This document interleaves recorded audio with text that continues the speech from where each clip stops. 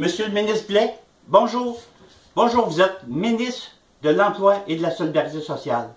À ce titre, vous êtes également responsable du financement des groupes de défense collective des droits.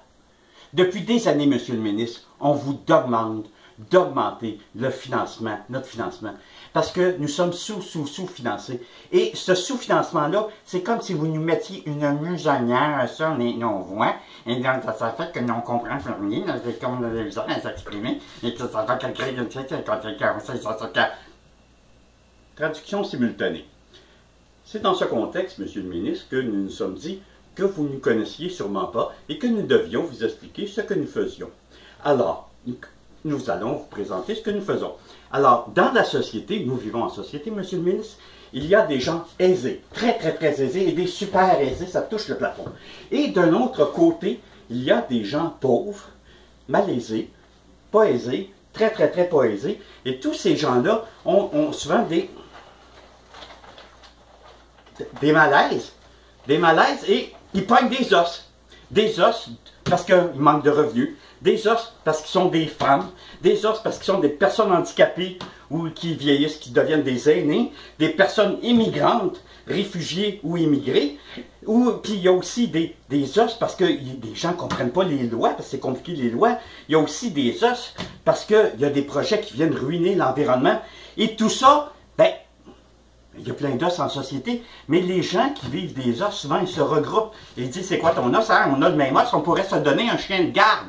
Des chiens de garde pour défendre nos droits. Et c'est comme ça, Monsieur le ministre, que depuis 40 ans, il y a des groupes, des chiens de garde, des groupes de défense collective des droits qui sont arrivés et qui sont devenus des groupes de défense collective des droits des femmes, des droits des locataires, des droits des personnes handicapées ou des aînés, et aussi des groupes.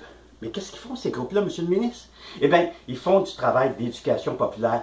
Hein, ils demandent à leurs membres c'est quoi leurs problèmes, puis ils définissent des revendications, et ils analysent les situations, ils font de l'analyse politique, ils font de la représentation, et ensemble, ils font également de la mobilisation. C'est à ça que ça sert, Monsieur le ministre.